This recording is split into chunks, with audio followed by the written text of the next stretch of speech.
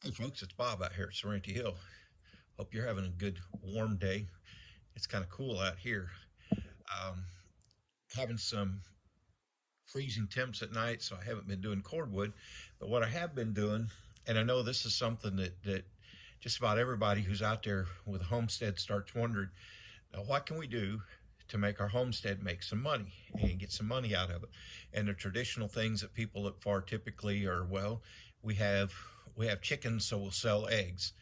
Um, And I've heard more than one person say that one of the quickest ways to go broke is trying to sell eggs because you got to have a lot of chickens, and unless you're free ranging um, and have a big garden, I mean, you're going to end up providing with some feed and other things, and that's just hard. People want to, people buying them seems like they want the fresh raised eggs, but they want them at Walmart prices. Well, we just can't compete with that.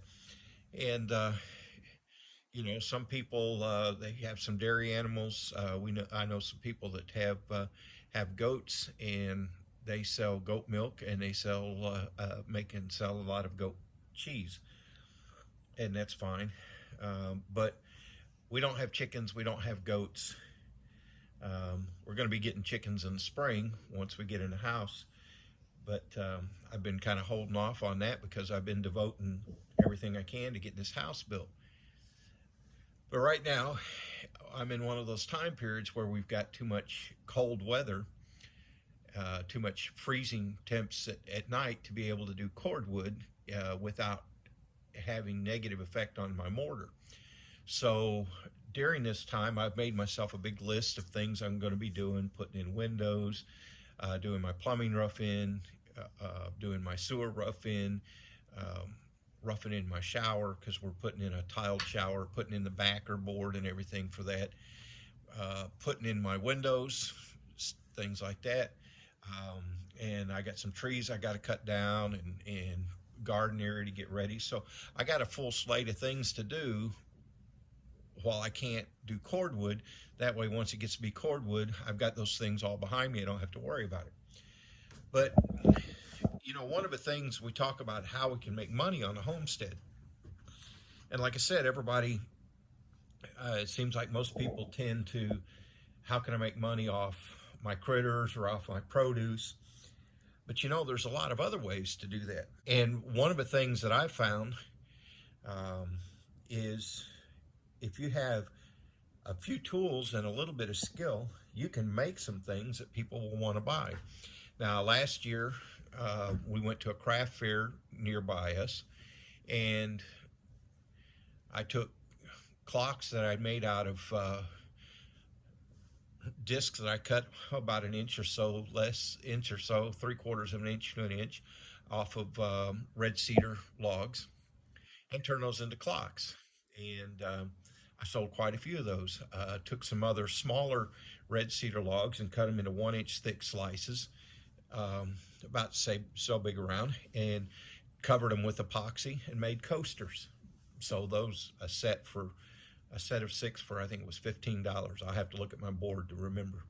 And made some coat racks using some oak boards from that had been milled out for me out of a tree that I had to cut down. And so I made on that particular one. I spent $35 for the booth space and about $75 on materials, um, and came home with 450 bucks in my pocket. This year, I'm going back. I've got a few clocks to take. I got 3 red cedar clocks and 1 black cherry burl clock. I've also got some coasters and a few coat racks that I'll take. But I'm doing some other things too. One of the things we had some people ask me if I had trivets. Well, I didn't have any trivets, but I've got some oak branches about this size. It's very easy. I can actually put a branch this size up on my miter saw and cut it into 1 inch thick slices. Don't even have to use a chainsaw. And that leaves a pretty nice finish, but then I can take it to my belt sander or use my random orbit sander. sand them down, and then I'll get me about a dozen or so of these cut, and mix up some epoxy and just pour epoxy over the top of it so it has an epoxy finish on it. And yeah, that looks pretty sharp. And the epoxy will help seal up. You see that's got a little crack on it, but the epoxy will fill in there and make it so that won't run further and won't split apart. So, at any rate, and the epoxy will dribble over the edges to help hold the bark on. So that's something that'll look nice for a long time, and it really doesn't take very long to make.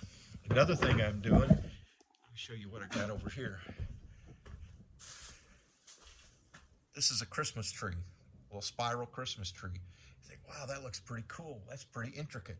Well, this little jewel here is made from, believe it or not, from one 2x4. And this one happens to be made from one of the rough cut 2x4s that I got for free.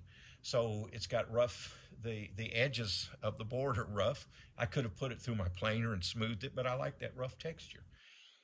This is one 8-foot 2x4 and one 5/8 inch dowel. Now, if I had gone to Hobby Lobby, I could have gotten some pine dowels that would have been cheaper. I was at Menards, so I bought one there, and this is a 3-foot long 5/8 inch oak dowel, and it was $3. So I've got $3 into this tree. I also cut, let me show you, I freehand drew a star, and cut that. That's out of a chunk of 2x4 that was out of my offcut pile. So I've got into this one right here, I've got a whopping $3 in this thing. And of course, there's quite a bit of time.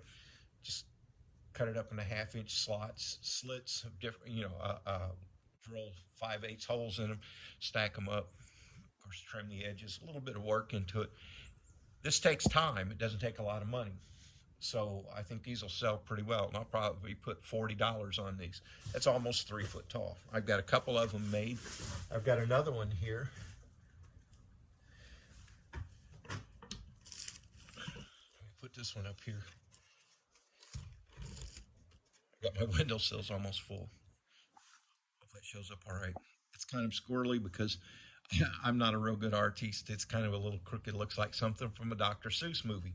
But this is made out of, you see the weathering on it.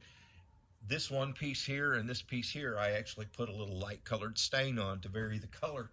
But this wood right here, I'm going to move this over to my other table so I don't have the light behind me.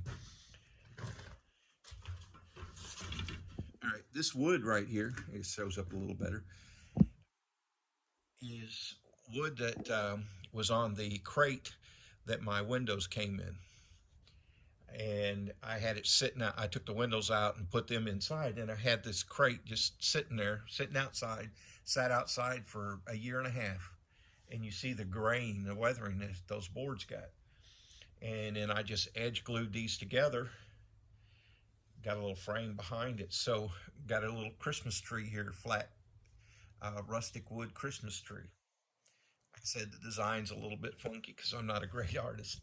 I've got a different template to try some more, but I've got enough wood to make about 3 of these without having spent a penny. And the wood, I made a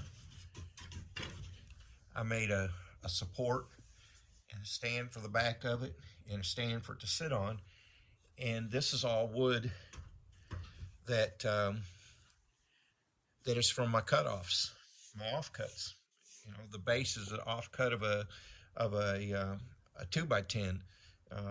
The back of it here, this brace is from a 2x6. I just ripped some strips down from it to make that brace. So this is wood I just had laying around. It wasn't doing anything, and kind of a rustic look. I think that might sell. I'll probably put $20 or so on it. Another thing that I'm making here is snowflakes. You look at all these parts, think, wow, that's pretty intricate. These are just diamond shapes. All of this wood that you see here that will go into making and I've got some more over on the table over there that I haven't stained yet. But all this wood came from three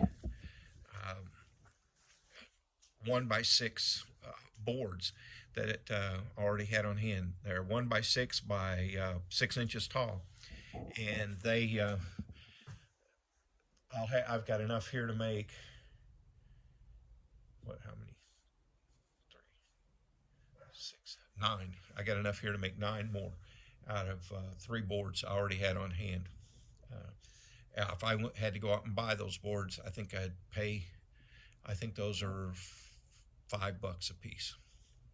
So $15 worth of boards, enough to make 9 of these snowflakes, and this is what the finished product looks like. So I'll end up out of, actually I bought 4 boards, about $20, and I'll have 12 snowflakes, and I'll put a $20 price tag on them. So I could end up out of $20 worth of boards, and end up hopefully selling $240 worth of snowflakes. And these are, again, they're stained to look kind of rustic like barnwood. So we'll see how those go. But you know, there's lots of things like that that you can make, and it may sound kind of silly, but you know, people buy that stuff at these craft fairs. And this spring I'm going to be participating in our local county. They have a farmers market. Well, in addition to selling produce and homemade, you know, food items, there's people selling goat cheese and soap and honey and all that, but there's a big market for handmade crafts. And so I'll go out there. I think it'll cost me like $10 a weekend to go out there. I don't know what she's at. So it will cost me $10 a weekend to go out there and set up for about 6 hours, and see what I can sell and maybe make a little income.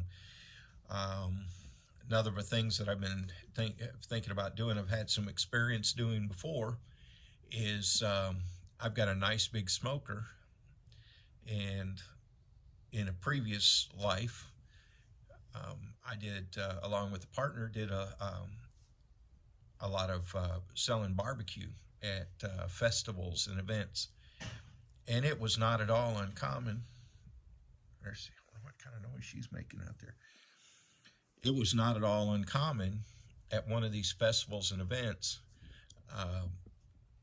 to come out with over $1,000 just selling hot dogs and pulled pork and sliced brisket sandwiches.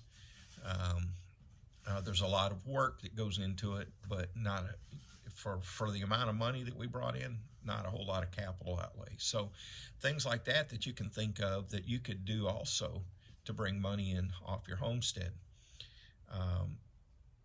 Now that's all cash. At any rate, so that's just some things that I'm doing here to while away the time when it's too cold to do cordwood, so I can finish up my walls and get moved into this thing. And just trying to be creative with some ways to make some money. And again, one of the things to look at is go to one of these craft fairs, go to these things, and say, well, I don't want to do a craft fair. That's not really my line of work. I'm not that creative. Well, you know, I didn't come up with the idea for any of this stuff out of my own head. At night, when it was too cold to be, you know, too cold, too dark to be out working, too tired to be out working, you know, I perused, believe it or not, YouTube. Took a look at some YouTube videos, and that's how I came up with the idea. Watching YouTube videos, and came across a guy who's a woodworker who said, hey, you know, I know everybody likes to build these big fancy things, but you can make money on some small projects, and showing some things that take a little time but don't take a whole lot of outlay in parts, and people will buy. And So I thought, hey, I could do that, and provided instructions on how to make the cuts, a cut list on what you needed to do. And so just with a small amount of skill and a little bit of imagination, um, I'm using the tools that I bought. I already had the table saw. I bought the miter saw because I needed it for the construction. So taking tools that I'm using for building my house and going forward, and using those to bring some money, at least make the tools pay for themselves, right? So look for some things like that. Be willing to think outside the box. Um, Go to some of these craft fairs. There's a lot of money that's can be made at these things if you don't do a me too, but take a look out there and say, okay, what kind of things are people selling and that I'm not finding that I might be interested in buying, and that's what I'm going to make. So I haven't seen anybody at these things that I've gone to selling coasters, epoxy covered coasters. Okay, so I've got that to myself. I haven't seen anybody selling oak and cedar trivets. So I've got that market to myself. And I don't know if there'll be other people out there selling things like the snowflakes and the Christmas trees and the like, but last couple craft fairs I've been to, I haven't seen them. So I think there'll be a market out there for these items. And again, the beauty of it is, even if you have to go buy the 2x4, if you can build a Christmas tree, one 2x4 and one $3 dowel, you would have, at today's prices, you would have about $6 into something that I'm going to put a $40 price tag on. So yeah, I'll have probably about 2 hours worth of labor by the time it's all said and done into that thing. So I have $6 in materials, a couple hours labor, and I really think I can get $40 out of those. Probably could price it more, but we'll see. So just a way to make a little money. There's some things I'm doing to try to bring in a little cash. It'll be kind of handy right before Christmas time, right? But one of the challenges that we face is you can either do a me too and do what everyone else is doing and be competing with everyone else, or you can take a look around and see what other people aren't doing and then say, I think there's a market for that, so that's what I'll do. And then you're not competing with your fellow homesteaders, you're doing something different and you're filling in a niche. So that's what I'm trying to do. So keep your mind open, and you might say, well, I'm not that creative. Well, there's there's Google out there, there's Pinterest out there that you can look at some pictures and see some things. You can shop around on Etsy and see what people are selling out there, and say, hey, I see how they made that, and it's not that difficult. I can do that. What can you do to position yourself to make some money? And I'll take one of these things and put a little tinsel and hang a few ornaments off of it to catch the attention, to, kind of dress it up, market it a little bit. So, at any rate, that being said, I think I'll shut this off and get to work making me some more things to sell. Deb out here, you can see her in the background. She's pushing a wheelbarrow full of leaves over to our compost pile. We don't burn leaves, we compost them here, so put those into the garden. So yeah, don't be afraid to get out there and try something. You may have never made anything before, but with just a few simple tools that you may already have, you can make some pretty interesting things. And all it takes is some time and a little imagination, and get out there and open up a new income stream for your homestead. Have a good one. We'll follow up. That event is this coming Saturday, so I'll follow up with a little video maybe from there, but to kind of let you guys know how we did, and a few words of encouragement, hopefully, that we'll do well from there. All right, have a good one. Don't be afraid to get out there and try something you've never tried before. Have an open mind, be creative, explore some options, and make things happen for yourself. Thanks for stopping by, and we'll see you on the next one. Bye now.